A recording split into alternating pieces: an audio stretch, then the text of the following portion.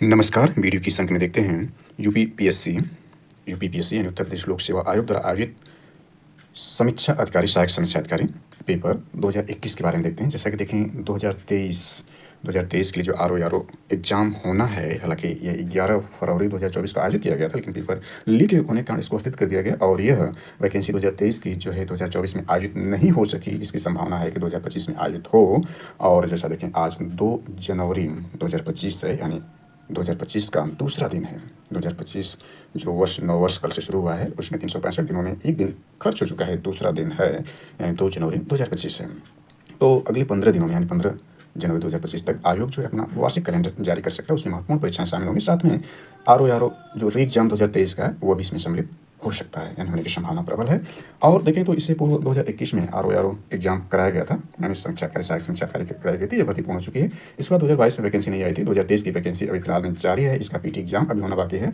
और 2025 में जो है इस तरह की नई वैकेंसी आने की कोई संभावना नहीं है आरओ के लिए। 2023 जो है यह देखें 24-25 2 साल का गैप हो सकता है, इसमें हो सकता है 26 में आए, अलग बात है। तो यहाँ पर हम जो इस श्रृंखला या इस सीरीज में देखेंगे, इस लेक्चर में देखेंगे 2023 में जो आयोजित की गई थी समीक्षा अधिकारी सहायक समीक्षा अधिकारी उसके कंप्लीट पैटर्न का मतलब इसके पीटी एग्जाम को आयोग के आंसर के ऑफिशियल आंसर कैसे मिलाते हुए इसको समझेंगे। इसके बाद इसमें हिंदी भी दी गई है, यानी संपूर्ण नॉलेज इसमें है। यानी इस अंक में जो है देखें तो आपका पीटी में जो 140 प्रश्न जीएस के हैं, 60 प्रश्न हिंदी के हैं, ये इसमें सम्मिलित है, यानी सारे प्रश्न इसमें सम्मिलित हैं। इसमें देखें तो जीएस के 140 प्रश्न जो हैं, इसके अलावा हिंदी के जो इसमें हैं, हिंदी के इसमें 60 प्रश्न सम्मिलित किए गए हैं। इस पर भी हम आयोग के ऑफिशियल आंसर के से इसको मिलाएंगे।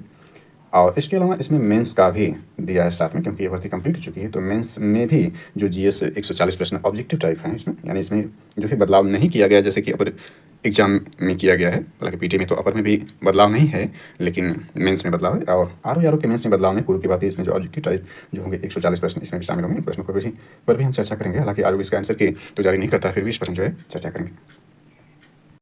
इसमें जो ये जीएस जो आपका है मेंस में 120 प्रश्न ही है, यानी 120 प्रश्नों पर जो जीएस जो मेंस है उसमें 120 प्रश्न और पीटी में देखें 140 प्रश्न, इस पर हम चर्चा करेंगे। साथ ही जो मेंस में हिंदी है, ये देखें तो हिंदी जो आपका है इसमें रिटेन टाइप भी है, ऑब्जेक्टिव टाइप भी होती है। तो रिटेन टाइप हिंदी आपका है, इस पर भी चर्चा की जाएगी विस्तृत रूप से।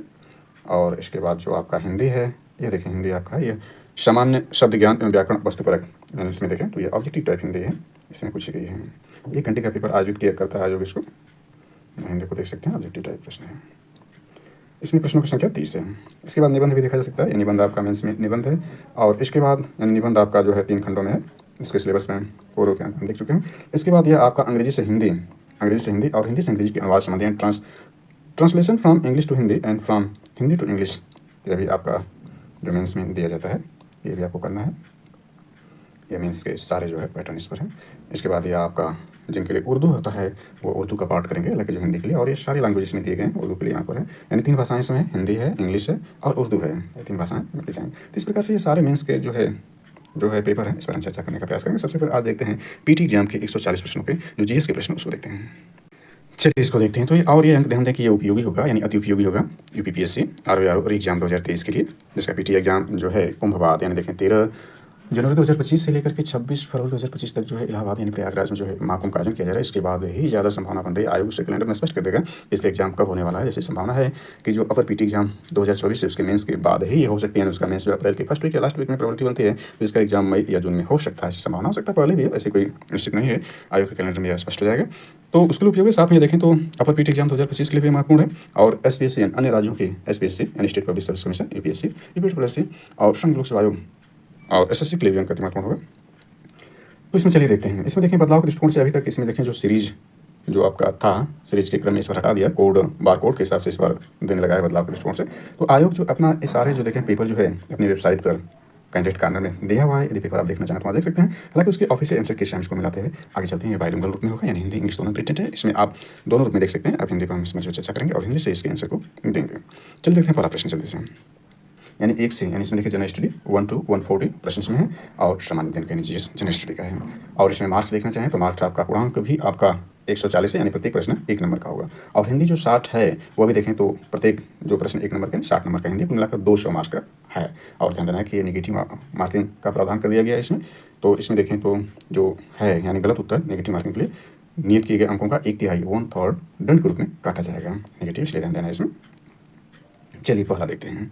यह आयोग के ऑफिशियल आंसर कैसे उसको मिलाते हुए चलते हैं। तो पहला इसका है, जीवाश्म ईंधन के बाद भारतवर्ष की ऊर्जा आवश्यकताओं की पूर्ति के लिए दूसरा सबसे महत्वपूर्ण स्रोत है।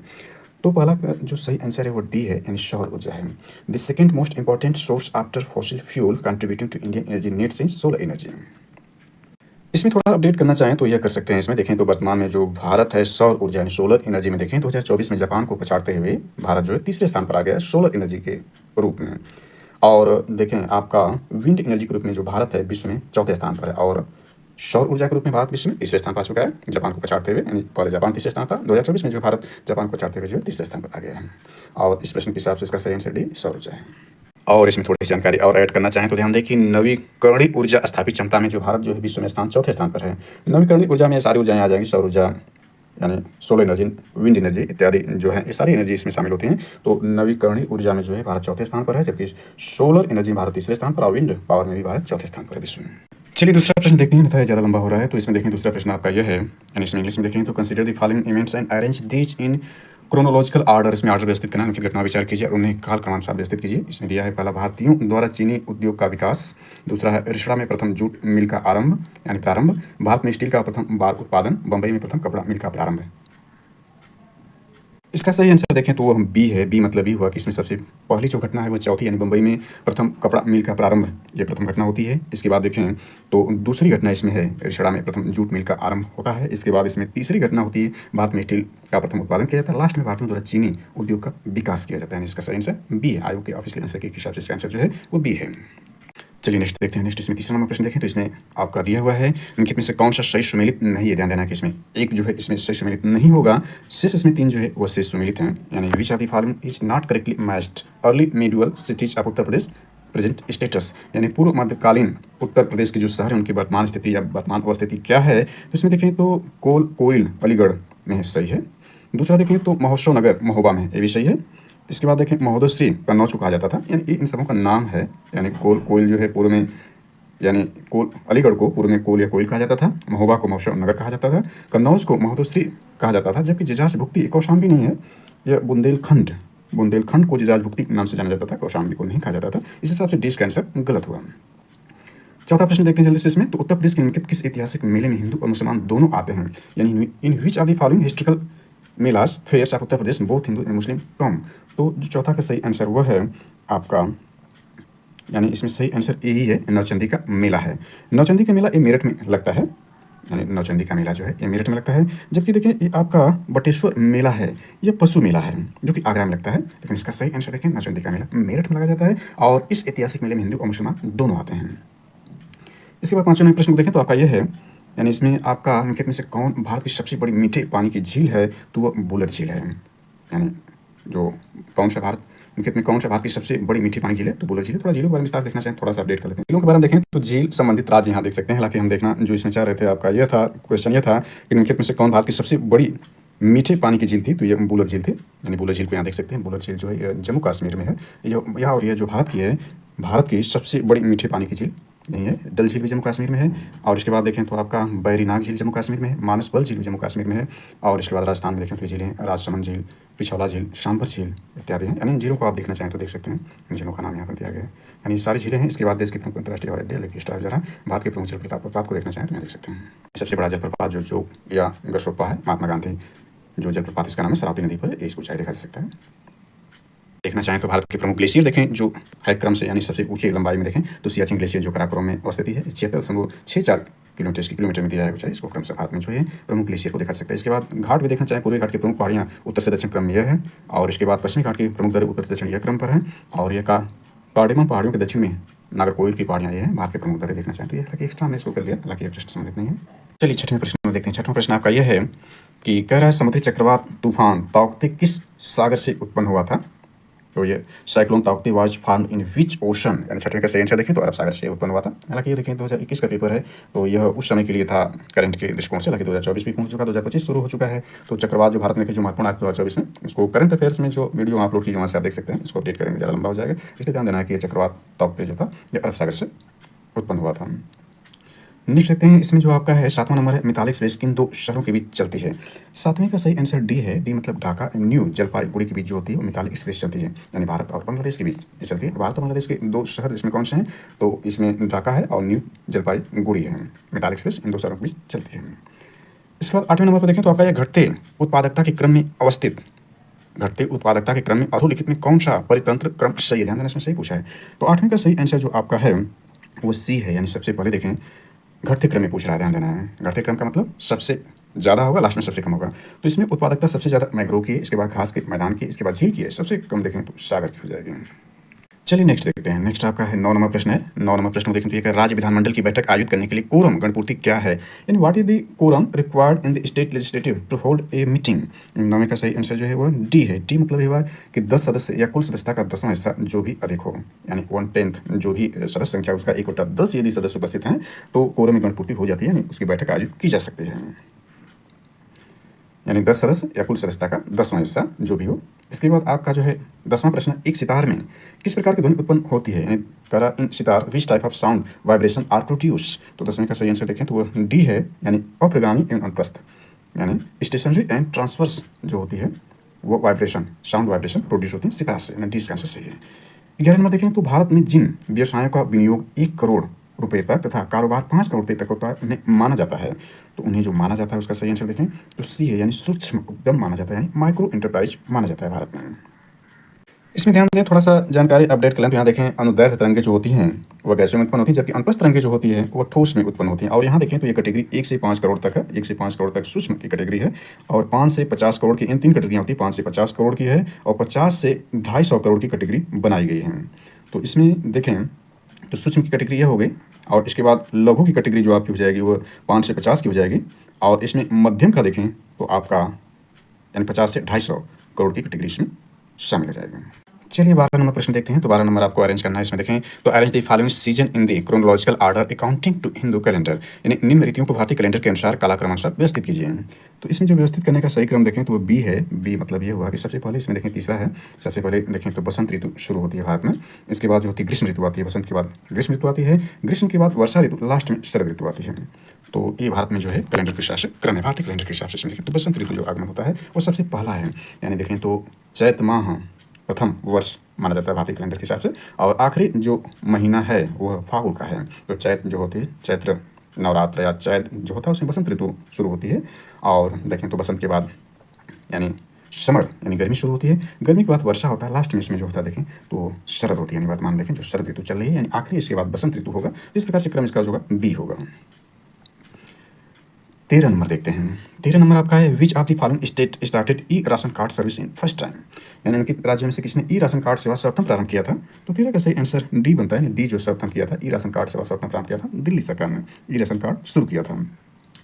14 नंबर देखें तो संसद यानी भारत की संसद द्वारा आपदा प्रबंधन अधिनियम पारित हुआ था, यानी disaster management act was passed by the parliament of India in, तो 2005 में पास किया गया था, यानी आपदा प्रबंधन अधिनियम का पारित किया गया था 2005 में।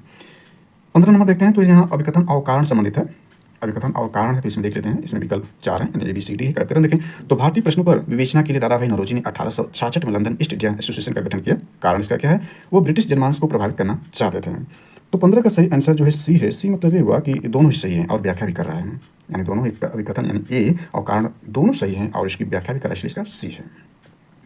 16 नंबर देखते हैं। 16 नंबर है भारत वन स्थिति रिपोर्ट 2019 के अनुसार निम्नलिखित में से किस राज्य में जनजाति जिलों की संख्या सबसे अधिक है?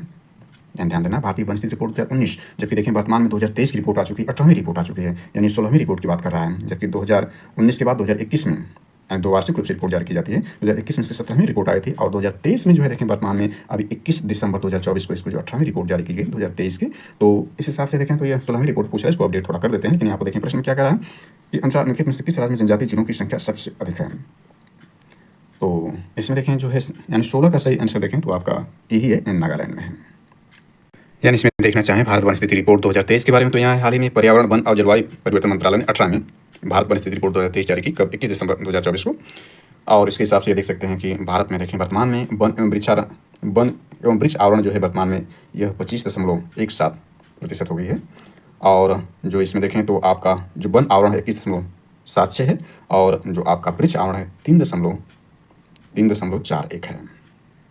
जबकि इसकी 17वीं रिपोर्ट जो 2021 में जारी की गई थी उसमें देखें यह जो है यानी संपूर्ण रूप से यह जो था आपका 24.62% था, यानी जिसमें कुल बनावरण और वृक्षावरण जो था भारत में 2021 में जो जारी किया गया था 17वीं रिपोर्ट में 24.62 था और वर्तमान में 25.17% यानी वृद्धि कितनी की हुई है 0.55% की वृद्धि हुई है। और जबकि यह केवल जो बनावरण था यह 17वीं रिपोर्ट में जो था आपका वह 21.71 था, यानी 21.71 था, यानी इसमें कितनी वृद्धि 0.05 की वृद्धि हुई। और जो बनावरण था केवल वह यानी केवल वृक्षावरण जो था वह 2.91% था, यानी इसमें वृद्धि कितना है 0.50 की वृद्धि वृक्षावरण में है। ओवरऑल 0.55% की वृद्धि दर्शाई गई है इस रिपोर्ट में। तो यहाँ देख सकते हैं सारी जानकारी इसमें दी गई है, उसमें लिखा जा सकता है। इस पर हम चर्चा नहीं कर जा रहे हैं क्योंकि इस पर पूरे विस्तृत वीडियो बना करके संपूर्ण सोर्सेस में PIB से भी और अन्य सोर्सों से मिलाकर उसमें अपलोड की जा चुकी है करंट अफेयर्स के अंक वाले में वीडियो में, पूरे ही 1-2 दिन पूर्व उसको आप वहाँ से देख सकते हैं इसको विस्तार से, यानी ये सारी जानकारी उसमें दी गई है, वहाँ से आप इसको देख सकते हैं। नेक्स्ट प्रश्न देखते हैं 17 नंबर, यानी हमने 16 नंबर को देख लिया, इसके बाद 17 नंबर देखते हैं। 17 आपका यह है कि यह कह रहा है कि विच of the following country in the largest producer of fish in the world. 17 number question है, इनके में से विश्व में मछली का सबसे बड़ा उत्पादक देश कौन है वर्तमान में? तो वह चीन है, यानी पहले स्थान पर चीन, दूसरे स्थान पर अपना देश भारत है, सेकंड पोजीशन पर इंडिया है, पहले स्थान पर चाइना है, यानी सही आंसर क्या हुआ बी हुआ। 18 नंबर देखते हैं, तो वर्तमान उत्तर प्रदेश में भारत के प्राचीनतम 16 महाजनपद में से कुल कितने महाजनपद स्थित थे? तो कुल 8 थे, यानी 16 में से आधा जो थे वो वर्तमान उत्तर प्रदेश में स्थित थे, यानी 8 जनपद जो है वो उत्तर प्रदेश में स्थित हैं। चलिए थोड़ा सा इसको एक्स्ट्रा देख लेते हैं। तो यहाँ देखें GS वर्ड के नोट से देखें महाजनपद के बारे में। तो यहाँ पर है महाजनपद वैदिक काल के दौरान उभरे 6वीं शताब्दी से पूर्व में 16 महाजनपद थे। 6वीं शताब्दी तक आते आते सिर्फ 4 शक्तिशाली राज्य रह गए थे, जिसमें मगध, अवंती, कौशल, वत्स थे। वैदिक काल में जनपद महत्वपूर्ण राज्य थे जिनके प्रमुख जन कहलाते थे। सामाजिक आर्थिक विकास मुख्यतः कृषि और सेना में लोहे के औजारों के उपयोग के साथ साथ धार्मिक और राजनीतिक विकास के कारण महाजनपदों का उदय हुआ। तो इसको देख लेते हैं। यहाँ पर 16 महाजनपद कौन कौन से उसके क्षेत्रों को देख सकते हैं। 8 इसमें उत्तर प्रदेश थे, यहाँ पर संबंधित सारे राज्यों को दिया गया है। इसमें देखिए अंग की राजधानी चंपा थी, यह भागलपुर यानी आधुनिक स्थान क्या है, यानी आधुनिक रूप से भागलपुर मुंगेर बिहार में है। मगध देखें तो गिरी ब्रज राजगिरी, यह भी पटना गया बिहार में है। काशी देखें तो यह जो आपका है जिसकी राजधानी वाराणसी थी, यह वाराणसी के आसपास के क्षेत्र उत्तर प्रदेश से है। वत्स देखें तो कौशाम्बी जिसकी राजधानी थी इलाहाबाद के आसपास का क्षेत्र उत्तर प्रदेश में है। इसके बाद देखें तो यह है आपका वज्जी जो वैशाली, यह बिहार से संबंधित है, मुजफ्फरनगर दरभंगा के आसपास क्षेत्र बिहार में। कौशल देखें तो इसकी राजधानी श्रावस्ती, यह फैजाबाद उत्तर प्रदेश संबंधित है, यानी 3 हुए। इसके बाद अवंती देखें उज्जैन महिष्मती जिसकी राजधानी थी उज्जैन या महिष्मती थी, ये मालवा मध्य प्रदेश संबंधित है। मल देखें तो कुशीनारा जिसकी राजधानी थी और ये वर्तमान देवरिया उत्तर प्रदेश से, यानी 4 हो गए उत्तर प्रदेश से। इसके बाद देखें तो पांचाल जिसकी राजधानी अविक्षेत्र काम्पिल थी, काम्पिली थी, जिसकी ये देखें क्षेत्र जो उत्तर प्रदेश संबंधित है, यानी 5 ये हो गए, पांचाल भी। इसके बाद देखें चेदी जिसकी राजधानी शक्तिमती थी, बुंदेलखंड उत्तर प्रदेश से, यानी 6 हो गए। इसके बाद देखें कुरु देखें तो इसकी राजधानी इंद्रप्रस्थ, यह आधुनिक दिल्ली मेरठ महाराष्ट्र से संबंधित है। मध्य देखें तो इसकी राजधानी विराटनगर जयपुर राजस्थान के आसपास क्षेत्र है। कंबोज देखें तो इसकी राजधानी हाटक राजौरी एवं हजारा क्षेत्र उत्तर प्रदेश संबंधित है, यानी 7 ये हो गए। इसके बाद देखें आपका जो है सूरसेन जिसकी राजधानी मथुरा थी, यह 8 हमारा उत्तर प्रदेश संबंधित है, मथुरा में वर्तमान क्षेत्र। इसके बाद असमक देखें तो इसकी राजधानी पोटली या पोतन थी, ये गोदावरी नदी क्षेत्र दक्षिण भारत का एकमात्र जनपद है, वेरी वेरी इंपॉर्टेंट है। दक्षिण भारत का एकमात्र जो जनपद है वो असमक है जिसकी राजधानी पोटली या पोतन थी। गांधार देखें तो तहसीला है, रावलपिंडी पेशावर पाकिस्तान में स्थित है। इसके बाद ये थोड़ा सा और एक्स्ट्रा देखना चाहें तो संस्कार है, 16 संस्कार है। संस्कार का अर्थ है परिष्कार, अशुद्धिकरण। ग्रह सूत्र में निम्न 16 प्रकार के संस्कारों की मान्यता है, ठीक देख सकते हैं। प्रथम संस्कार से लेकर के 8वें संस्कार यानी 16वां संस्कार अंत्येष्टि संस्कार है, यह आपके सारे संस्कार इसमें देखना चाहें तो देखा जा सकता है। इस पर प्रश्न पूछे जाते हैं तो यह महत्वपूर्ण है, हालांकि यह प्रश्न संबंधित नहीं है। इसके बारे में देखना चाहें तो यह वैदिक साहित्य के जो वेद हैं, ऋग्वेद सबसे प्राचीन, इसके बाद यजुर्वेद, सामवेद, अथर्ववेद है, इसके ब्राह्मण ग्रंथ का उपनिषद का वेद है प्रमुख तथ्य इसमें देखना चाहें तो यह है महत्वपूर्ण रूप से देखा जाता है। वेदांत को देखना चाहें तो यह महाजनपद को देख लिया, इससे ज़्यादा एक्स्ट्रा नहीं करेंगे इसको।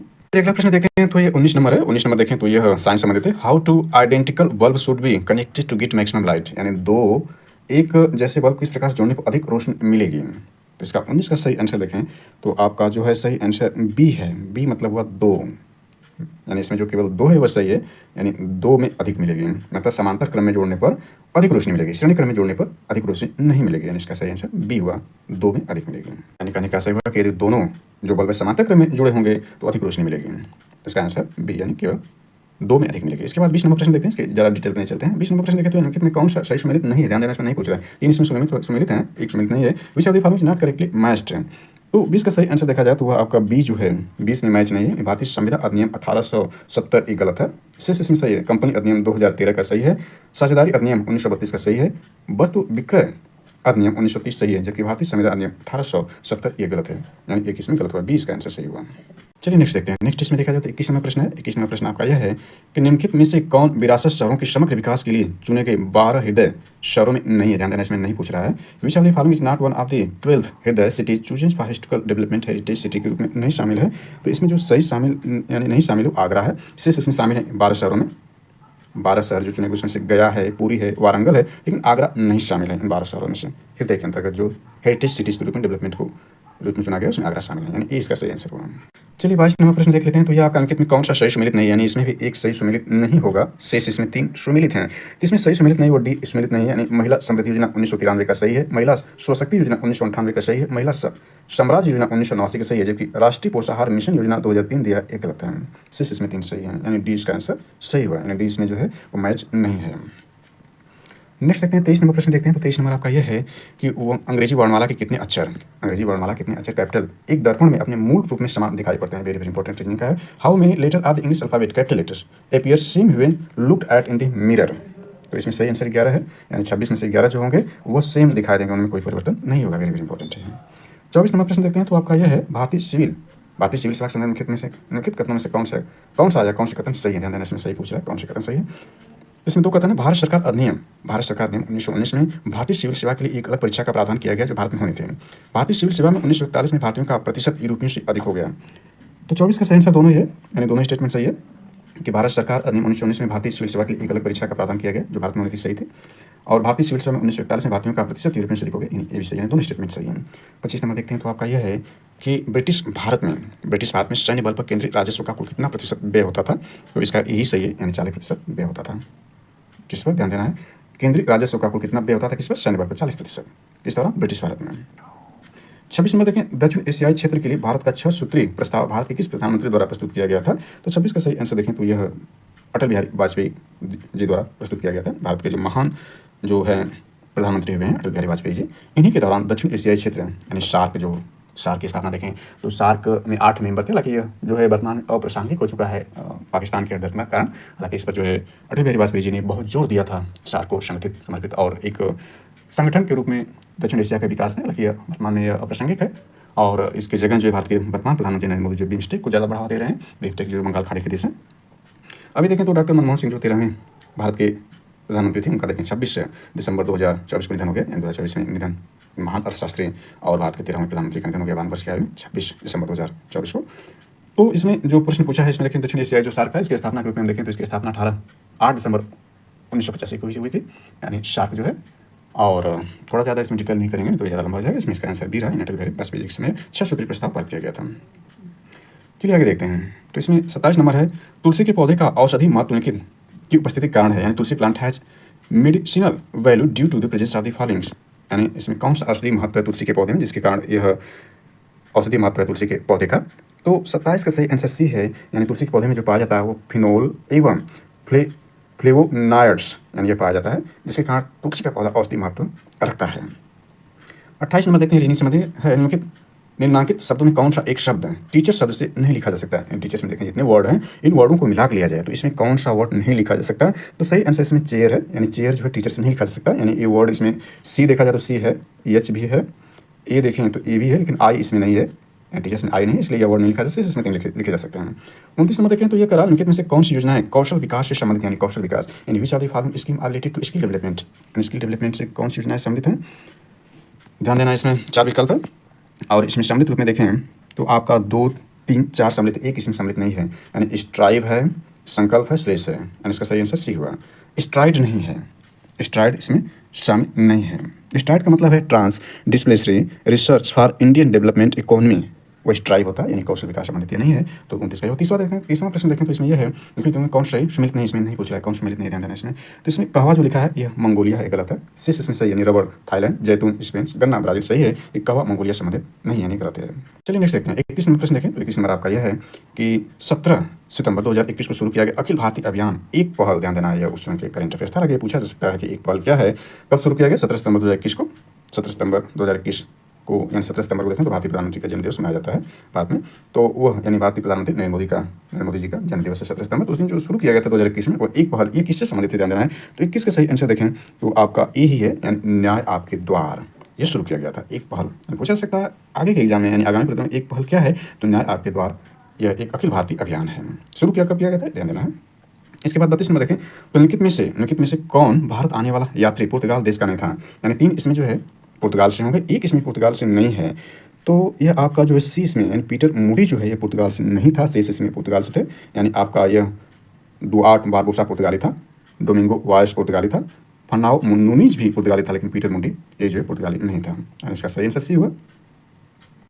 चलिए नेक्स्ट देखते हैं। नेक्स्ट इसमें देखा जाए तो आपका 33 नंबर प्रश्न बनेगा। 33 नंबर देखें, 33 नंबर प्रश्न देखें। 33 ये है, who led the Banaras rebellion against the Britishers. तो 33 का सही आंसर सी है। सी में से राजा चेत सिंह ने किया था, यानी अंग्रेजों के विरुद्ध बनारस विद्रोह का नेतृत्व किसने किया था, तो राजा चेत सिंह ने किया था। सही आंसर इसका सी रहा। 34 नंबर देखते हैं तो भारत के कृषि उत्पाद व्यापार व वाणिज्य बिल 2020 में निम्नलिखित में से किसका उल्लेख नहीं किया गया है। यानी इसमें एक का उल्लेख नहीं होगा, शेष 3 का उल्लेख है। तो इसका सही आंसर देखें तो वह सी है, यानी न्यूनतम समर्थन मूल्य, यानी एमएसपी मिनिमम सपोर्ट प्राइस का जो है वह कृषि उत्पाद व्यापार और वाणिज्य बिल 2020 में इसका उल्लेख नहीं है। शेष आवश्यक वस्तुएं संविदा कृषि उत्पाद विपणन समितियां शामिल हैं। 35 नंबर जल्दी देखते हैं, निम्नलिखित में से किन राजाओं को जनता द्वारा प्रत्यक्ष रूप से चुना गया था। तो इसमें 35 में देखा जाए कौन सा सही जवाब है, प्रत्यक्ष रूप से चुना गया था। उसमें देखें तो गोपाल यानी दूसरा इनको चुना गया था, और यशो बर्मन को भी प्रत्यक्ष रूप से, 2 और 3 इसमें सही है। 2 3 का मतलब यह हो गया, बल्कि 2 3 नहीं बल्कि 2 और 4 इसमें है। आयोग के हिसाब से 2 और 4 हैं। 2 और 4 का मतलब सी इसका आंसर सही है, यानी 2 और 4 गोपाल और नंदी वर्मन पलोन जो है वह जो है जनता द्वारा प्रत्यक्ष रूप से चुने गए थे, जबकि इसमें हर्षवर्धन और जो यशो बर्मन यह प्रत्यक्ष रूप से नहीं चुने गए थे। यानी 2 4 इसका सही नहीं, सी इसका सही हुआ। 36 नंबर देखते हैं। 36 नंबर प्रश्न आपका यह है, अंतर्राष्ट्रीय आलू केंद्र इंटरनेशनल यानी headquarter of international potato centre यानी CIP इज सिचुएटेड इन। अंतर्राष्ट्रीय आलू केंद्र CIP का मुख्यालय स्थित है।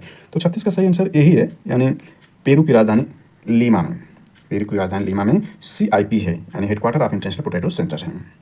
37 नंबर देखें तो 37 नंबर आपका यह है कि काकोरी षड्यंत्र केस में प्रधान आरोपी पंडित राम प्रसाद बिस्मिल को उत्तर प्रदेश किस शहर में फांसी दी गई थी। तो सही इसका आंसर देखें तो गोरखपुर में फांसी दी गई थी। किनको, पंडित राम प्रसाद बिस्मिल जी को उत्तर प्रदेश के गोरखपुर में फांसी दी गई थी, जो कि काकोरी षड्यंत्र केस से संबंधित है। हालांकि इसका विस्तार करने तो ज़्यादा लंबा हो जा रहा है, तो मैं उसका आगे चलते हैं। 38 नंबर देखें तो यह आपका है, लिखित पर विचार कीजिए, कंसिडर द फॉलोइंग। इसमें दिया है कलरी पायटू थांगता मलखम गक्का। उपयुक्त इसमें किन खेलों को खेलो इंडिया यूथ गेम्स में सम्मिलित किया गया था। यानी इसमें पूछ रहा है किनको सम्मिलित किया गया था 38 नंबर में।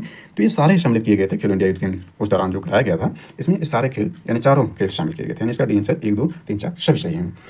39 नंबर देखें तो इसमें यह आपका है रीजनिंग संबंधी ये भी है, यानी समूह में कौन सा एक अलग है। तो इसका सही आंसर देखें तो आपका जो है वह न्यूयॉर्क अलग है, यानी जो USA America United state of America की राजधानी जो न्यूयॉर्क ये अलग है। शेष देखें तो इसमें टोक्यो, लंदन और बीजिंग, बल्कि न्यूयॉर्क जो है USA की कैपिटल नहीं, बल्कि वहाँ की कैपिटल वाशिंगटन DC है। इसी साथ देखें जापान की राजधानी टोक्यो है, और जो आपका देखें ब्रिटेन की राजधानी जो है वह लंदन है, और चीन की राजधानी बीजिंग है, जबकि यहाँ ये राजधानी न देकर के वहाँ के महत्वपूर्ण एक शहर को दे दिया है न्यूयॉर्क को, हालांकि वाशिंगटन DC उसकी कैपिटल है।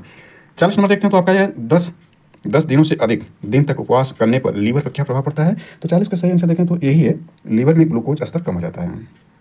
यानी 10 दिनों से अधिक कोई उपवास करे तो लीवर में ग्लूकोज स्तर कम हो जाएगा। शेष इसमें गलत है। 41 नंबर 40 देख लेते हैं तो आपका निम्नलिखित में से उत्तर प्रदेश का कौन सा जनपद नेपाल के साथ सीमा साझा नहीं करता। ध्यान दें कि जो है उत्तर प्रदेश देखें तो भारत के 8 अन्य राज्यों को स्पर्श करता है, साथ में एक केंद्र शासित प्रदेश राष्ट्रीय राजधानी क्षेत्र दिल्ली को, और एक अंतर्राष्ट्रीय सीमा नेपाल के साथ सीमा साझा करता है उत्तर प्रदेश।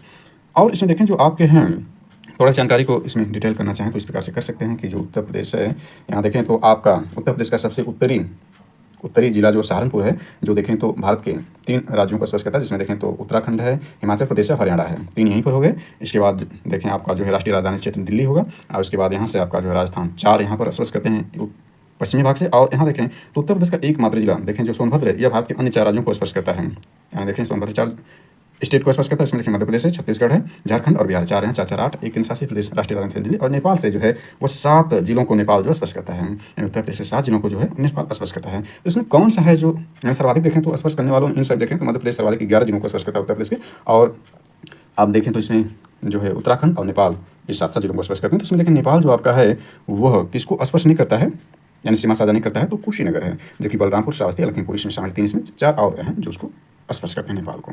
42 नंबर देखते हैं तो आपका यह है सूची फर्स्ट को सूची सेकंड समझ के नीचे दिए गए कोड का प्रयोग करके सही उत्तर का चयन कीजिए। तो इसमें आपका है लोकगीत है और गायन का अवसर है।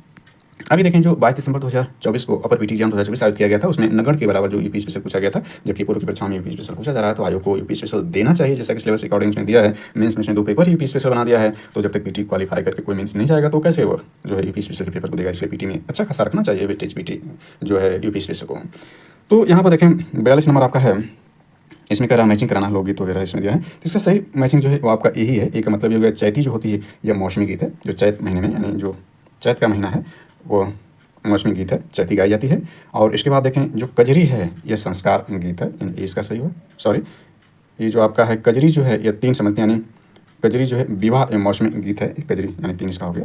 इस प्रकार से चैती मौसमी गीत है, क्योंकि इसका आंसर सही ए है। ए का मतलब ये हुआ कि ए का 4, बी का 3 की मतलब कजरी विवाह एवं मौसमी गीत है। इसके बाद रसिया देखेंगे, रसिया जो आपका ब्रज का लोकगीत है, और सोहर जो है संस्कार गीत है, जो बच्चे के जन्म के अवसर पर गाया जाता है संस्कार गीत के रूप में जो है। यानी इसका सही आंसर ए हुआ।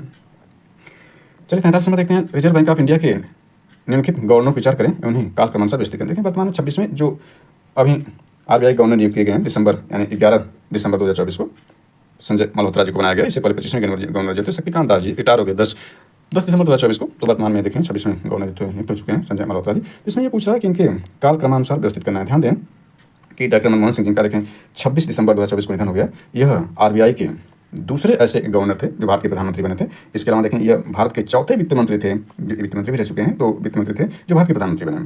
तो इसमें कह रहा है काल क्रमानुसार व्यवस्थित करना है। तो ये महत्वपूर्ण हो जाता है आगामी परीक्षा के लिए भी, वेरी वेरी इंपॉर्टेंट है। यानी 43 नंबर को देखें, सही आंसर जो इसका बनेगा वो इसका बी है। बी का मतलब इसमें पहले 2 हैं, यानी डॉक्टर आई.जी. पटेल पहले हैं, इसके बाद चौथे हैं डॉक्टर मनमोहन सिंह जी आते हैं जो भारत के प्रधानमंत्री बने, और अभी 26 दिसंबर 2024 को निधन के 5 वर्ष किया में। और इसके बाद पहले स्थान पर डॉक्टर यानी पहले जो इसमें आएंगे तीसरे नंबर पाएंगे वो डॉक्टर सी रंगराजन हैं, और आखिरी स्थान पर जो है डॉक्टर डी सुब्बाराव हैं, यानी ये बहुत लेटेस्ट डी सुब्बाराव जी रहे हैं। इसके बाद ही इसको उर्जित पटेल, डी सुब्बाराव जी के बाद उर्जित पटेल आए थे, उर्जित पटेल के बाद जो है आपके शक्तिकांत दास जी आए थे, इसके बाद वर्तमान में 26वें हैं। तो ये बहुत लेटेस्ट है आपके डी सुब्बाराव जी, महान अर्थशास्त्री थे, इन सारे इसमें महान अर्थशास्त्री हैं। तो इसका भी सही आंसर हुआ 43 का। आगे चलते हैं 44 नंबर देखें। जा दिन जन्म भयो कहा धरती धसी 2.5 हाथ। उपयुक्त उक्ति लोकोक्ति का संबंध उत्तर प्रदेश की किस ऐतिहासिक विभूति से है। तो 44 का सही आंसर जो है वह सी है, आल्हा से संबंधित है। आल्हा है, यूपी स्पेशल वेरी इंपॉर्टेंट है। इसके बाद देखें यूपी स्पेशल है, तो इसमें ध्यान दें कि उत्तर प्रदेश के विभिन्न स्थानों आयोजित भारतीय राष्ट्रीय कांग्रेस के अधिवेशन संदर्भ में अधिवेशन। और यहाँ देखें उत्तर प्रदेश में जो है कुल मिलाकर देखें 9 अधिवेशन भारतीय राष्ट्रीय कांग्रेस के 9 अधिवेशन किए गए थे, जिसमें 3 जो है देखें तो उत्तर प्रदेश की राजधानी लखनऊ में, 3 देखें तो प्रयागराज में, और 3 जो अलग अलग क्षेत्रों में आयोजित किए गए थे। अलग अलग क्षेत्रों में देखें तो पहला आपका मेरठ है, इसके बाद बनारस है, एक जो आपका है कानपुर है। 9 जगह जो है आयोजित किया गया था। तो यहाँ देख सकते हैं कि इसमें जो है 3 अलग अलग और एक बनारस जो उत्तर प्रदेश की राजधानी लखनऊ भी शामिल इसमें है। तो इसका सही आंसर देखें तो वह सी है। सी का मतलब हुआ कि मेरठ जिसमें देखें तो 3 यानी 1946 में, जिस दौरान डॉक्टर अबुल कलाम जी प्रेसिडेंट थे, काफ़ी लंबे समय तक थे, और सबसे युवा भी यही हैं अबुल कलाम आज़ाद जी। इसके बाद कानपुर देखें तो 1925 में हुआ था, जिसमें सरोजिनी नायडू जी जो है प्रथम भारतीय महिला होने का गौरव को प्राप्त हुआ था अधिवेशन के रूप में। और इसमें देखें लखनऊ 1916 में हुआ था। इसी दौरान जो है मुस्लिम लीग और जो है कांग्रेस में समझौता हुआ था। इसके बाद देखिए बनारस 1905 में जो गोपाल कृष्ण गोखले जी के अधिवेशन में कराया गया था। तो इसका सही आंसर सी रहा। चलिए 46 नंबर देखते हैं। तो नदी का जल प्रदूषण मापा जाता है, यानी water pollution of river is measured by. तो 46 का सही आंसर है डी है, जल में घुले ऑक्सीजन की मात्रा से, यानी amount of oxygen dissolve in water से जो होता है नदी का जल प्रदूषण माना जाता है कि नदी में कितनी ऑक्सीजन घुली, उससे नदी का प्रदूषण मापा जाता है। 47 नंबर देखें। उत्तर प्रदेश की कुल जनसंख्या में कार्यबल का प्रतिशत है, तो सही इसका आंसर बी है, यानी 23.7% है। भारत में पहला रबर टायर आधारित मेट्रो कहाँ बनाया गया था। Where is India the first rubber based tyre metro is being built. तो 48 का सही आंसर डी है, यानी नासिक में बनाया गया था। 49 देखते हैं। तो मकड़ियों द्वारा उत्पादित रेशम कहलाता है। तो 49 का सही आंसर जो है बी है। बी का मतलब हो गया गोशामर रेशम। मकड़ियों द्वारा जो उत्पादित रेशम होता है उसको गोशामर रेशम कहा जाता है। 50वां नंबर देख सकते हैं आपका, ये इनके युग में कौन सा शस्य सुमिलित है, यानी इसमें बताना है कौन सा शस्य सुमिलित है। 50वां का सही आंसर जो आपका है वह डी, यानी सारे सुमिलित हैं। चुकंदर चीनी बनता है, शहद जो होता है ग्लूकोज या फ्रुक्टोज इसमें पाया जाता है, कपास में सेल्यूलोज पाया जाता है, दूध में लैक्टोज पाया जाता है, सारे मैच करके इसमें दिया हुआ है। डी इसका आंसर सही। 51 नंबर देखते हैं। तो 51 कानपुर उत्तर प्रदेश स्थित भीतरगांव मंदिर के संदर्भ में निम्नलिखित कथनों में से कौन से कथन सही है, इसमें पूछ रहा है कौन सा सही है। तो ये दोनों स्टेटमेंट जिसके सही है, यानी इस मंदिर का निर्माण 5वीं सदी ईस्वी से 6वीं सदी के मध्य हुआ था। ईंटों से निर्मित ये भारत का प्राचीनतम मंदिरों में से एक है, यानी दोनों स्टेटमेंट है, इसका आंसर सही है। चलिए 52 नंबर देख लेते हैं। तो आपका यह निम्नलिखित में से कौन सा सही सुमेलित नहीं, यानी इसमें 3 सुमेलित होंगे, एक सही सुमेलित नहीं इसमें है। तो इसका देखें 52 में जो सही है वो डी मतलब गुजरात जो नारायणी है गर्म झरना, यह गलत है। शेष इसमें से हिमाचल प्रदेश में मणिकर्ण है, उड़ीसा में तपता पानी है, महाराष्ट्र में ब्रजेश्वरी सही है, जबकि गुजरात में नारायणी नहीं है। नेक्स्ट देखते हैं 53 नंबर। तो आपका है मोनोक्लाइमेक्स यानी एकल चरम सिद्धांत का प्रतिपादन किया था, जो मोनोक्लाइमेक्स थ्योरी प्रोड्यूस बाय। तो 53 का सही आंसर देखिए यही है, ए.एफ. क्लेमेट ने किया था।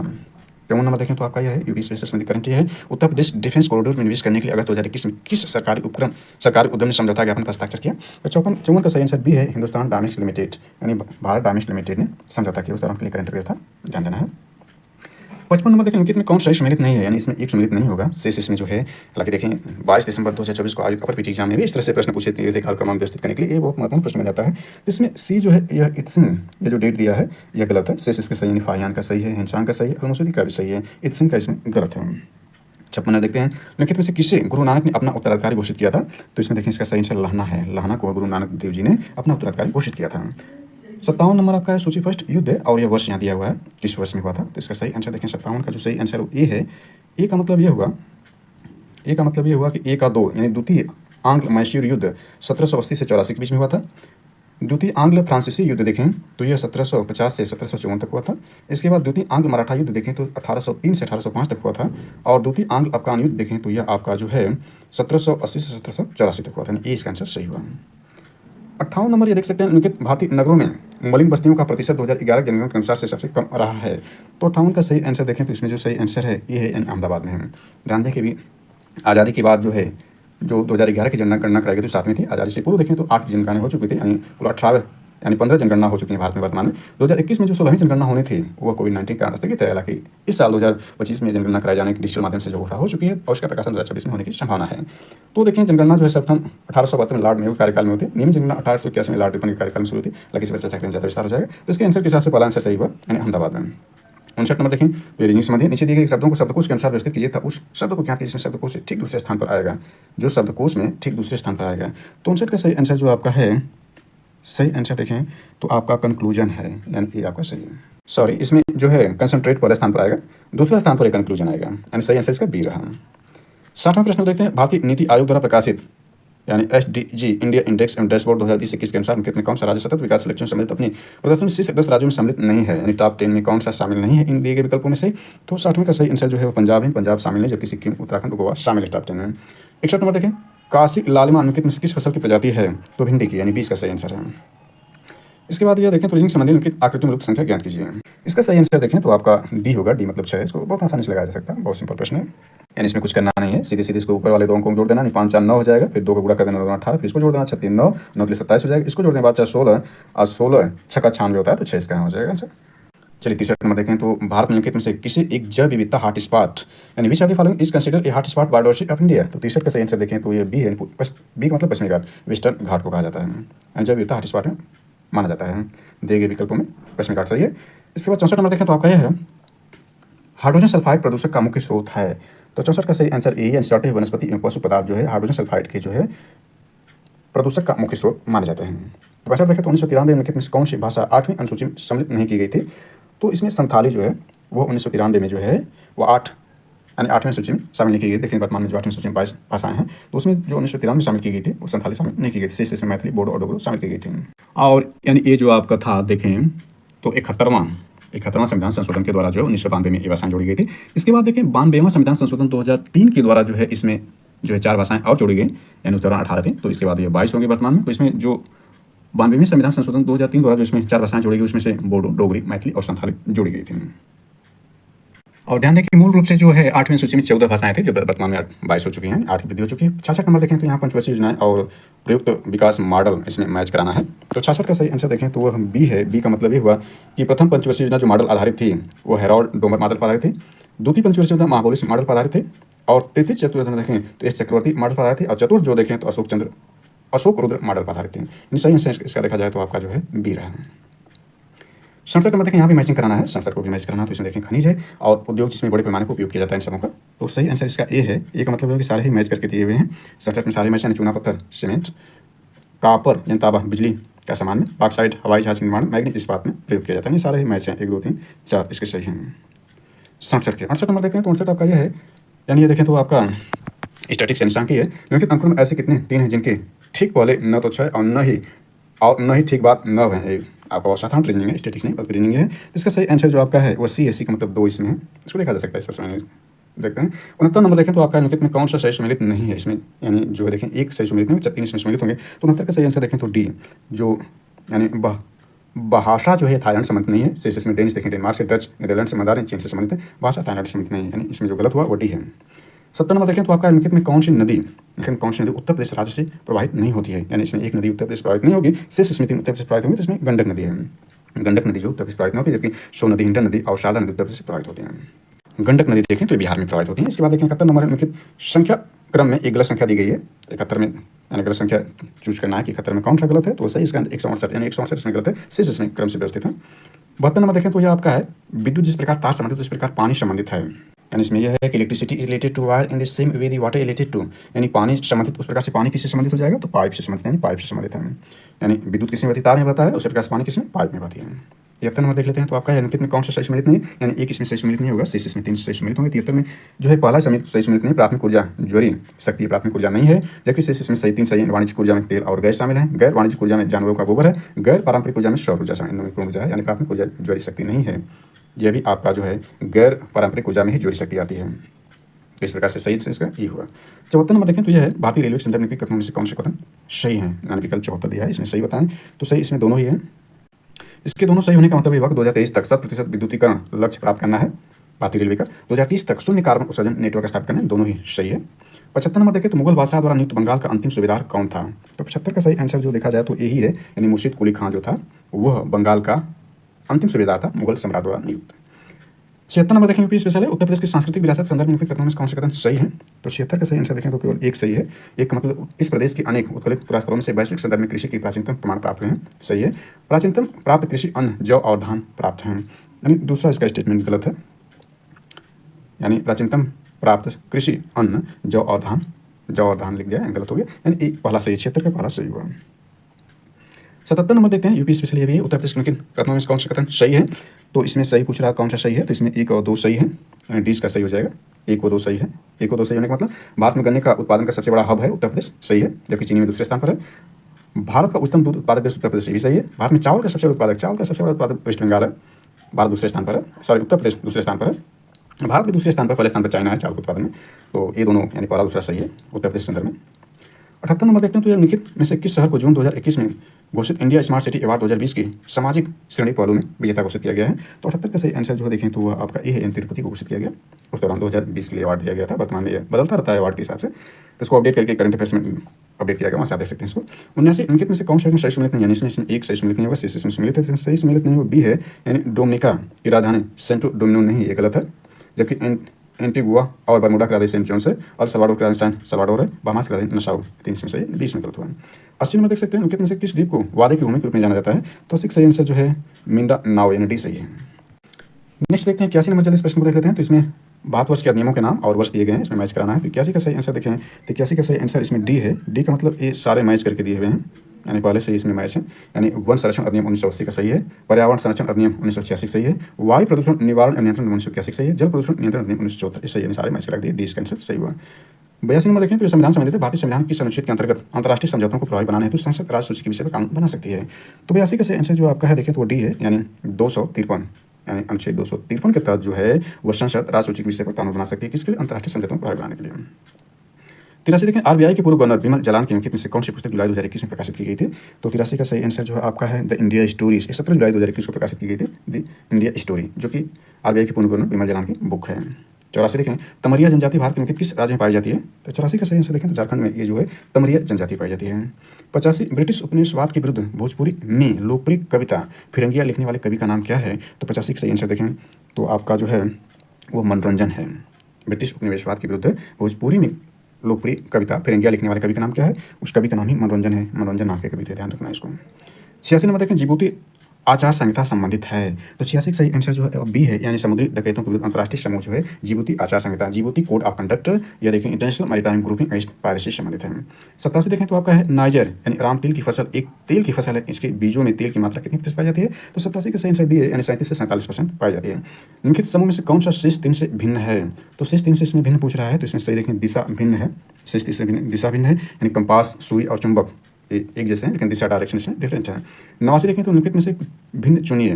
89 में जो भिन्न आपका है वह पहला ही है, यानी JR6 भिन्न है, इससे 3 सेम है। रेंजिंग संबंधी इसको देखा जा सकता है। आगे से देखें तो आपका यह है 90, इंडोनेशिया निम्नलिखित में किस देश के साथ भूमि साझा नहीं करता है? तो यह देखें इसका सही आंसर ब्रुनेई, ब्रुनेई के साथ जो होता है इंडोनेशिया भूमि साझा नहीं करता, जबकि तिमोर लेस्टे मलेशिया और पापुआ न्यू गिनी के साथ भूमि साझा करता है। क्या में देखें तो यह आपका जो है जनगणना 2011 से संबंधित प्रश्न है। इसमें कह रहा है 2011 जनगणना के अनुसार अनुसूचित जातियों के संदर्भ में कितने से राज्यों का आरोही क्रम है? तो इसका सही आंसर यही है। आरोही क्रम का मतलब है घटते हुए क्रम में, आरोही क्रम यानी बढ़ते हुए क्रम, सॉरी, आरोही जो आपका होता है बढ़ता हुआ क्रम, यानी सबसे कम पहले होगा, लास्ट में सबसे ज़्यादा होगा। तो इसमें सबसे कम अरुणाचल प्रदेश में, उससे ज़्यादा मेघालय में, इसके बाद नागालैंड और सबसे ज़्यादा इन सभी विकल्पों में मिजोरम में है अनुसूचित जनजाति यानी शेड्यूल ट्राइब पाए जाते हैं। 2011 जनगणना में इसका आंसर यही हुआ। चलिए अगला 92 देख लेते हैं। तो 92 सूची फर्स्ट सूची सेकंड दिया गया है, फल और सबसे बड़ा उत्पादक यहाँ दिया गया है। तो इसका सही आंसर देखें 92 का, यानी 92 का सही आंसर देखा जाए तो इसमें जो होगा सी होगा। सी का मतलब ये होगा 1,4 आम सर्वाधिक उत्तर प्रदेश में है, और लीची सर्वाधिक देखें तो बिहार में है, और इसके बाद देखें नारियल सर्वाधिक देखें तो ये केरला में, सेब सर्वाधिक उत्पादक जम्मू कश्मीर में हुआ।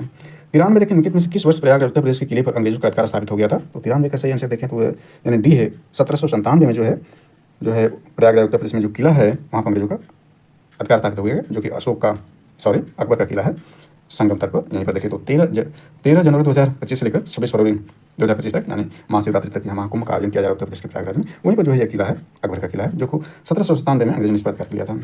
भारत के शहरी वेधशाला आर्बिट्री निम्नलिखित में से किस स्थान पर स्थित है? तो 94 का सही आंसर देखें तो बी है, भारत की राजधानी नई दिल्ली में स्थित है। इसके बाद 18वीं शताब्दी के उत्तरार्ध में किसी प्राय कंपनी बहादुर की शान और शौकत का स्थानीय प्रतिनिधि कहा जाता था? तो 95 का सही आंसर देखें तो दरोगा कहा जाता था। 96 देखें तो ब्लैक पाउडर के लिए geographical indication tag Uttar Pradesh निम्नलिखित में किस स्थान से संबंधित है, यानी GI टैग से पूछ रहा है। तो 96 का सही आंसर देखें तो निजामाबाद से है। ब्लैक पाउडर किससे? निजामाबाद से, जिसको GI टैग प्राप्त हुआ है। 97 देख सकते हैं यहाँ पर, निम्नलिखित घटनाओं पर विचार कीजिए, उन्हें कालक्रमांक व्यवस्थित कीजिए। तो 97 का सही आंसर जो आपका है वह ए ही है। ए का मतलब हुआ कि सबसे पहली घटना इसमें बाल गंगाधर तिलक द्वारा कृषि समाचार पत्र प्रारंभ किया गया। इसके बाद दूसरा इसमें खुदीराम बोस को फांसी दी गई। इसके बाद पहला आता है करजन वाली की हत्या कर दी जाती है। इसमें आखिर में अबुल कलाम आजाद द्वारा अल हिलाल समाचार प्रकाशित किया जाता है। 98 देखें 2011 की जनगणना के अनुसार कितने से भारत के किस केंद्रशासित प्रदेश में न्यूनतम लिंगानुपात पाया गया? तो 98 का सही आंसर देखें तो दमन एवं दीव में पाया गया। देखिए वर्तमान में ये जो आपका है दमन और दीव और लक्षद्वीप मिलाकर, दमन और दीव जो है और दादरा नगर हवेली को मिलाकर एक यूटी बना दिया गया है, तो एक यूटी हो गया है। लेकिन यहाँ देखें तो 2011 जनगणना इस पर तो दमन दीव जो है वो यहाँ पर सबसे न्यूनतम लिंगानुपात पाया गया था। और देखें राज्यों में देखें तो सबसे कम जो है चंडीगढ़ में या हिमाचल प्रदेश में लिंगानुपात पाया गया था। 99 देखें तो यह निम्नलिखित में से किस राज्य को अगस्त 2021 में भारत सरकार द्वारा वन धन योजना के लिए प्रशिक्षण राज्य के रूप में सम्मानित किया गया? तो 99 का सही आंसर जो आपका है ए है, नागालैंड में। इसके बाद 100 नंबर प्रश्न देखें तो जनगणना 2011 के अनुसार भारत में निम्नलिखित राज्य में कौन सा राज्य सबसे कम नागरिकरण का प्रतिशत दर्ज किया? तो 100 का आंसर जो है हिमाचल प्रदेश है। प्रतिशत दर्ज के हिसाब से HP यहाँ से सर्वाधिक सबसे कम नागरिकरण है। चलिए आगे देख लेते हैं 101 यहाँ पर जो इनकी घटनाओं योजनाओं विचार कीजिए और काल क्रमानुसार व्यवस्थित करना इसको है। तो इसमें देखें तो आपका 101 का जो सही है, 101 का सही देखें तो आपका जो है सी है। सी का मतलब ये हुआ कि पहले इसमें 3 है, 3 की घटना की विलेज स्कीम की शुरुआत की जाती है, यानी कि VS की शुरुआत है, कि VS की शुरुआत की जाती है सबसे पहले इसमें।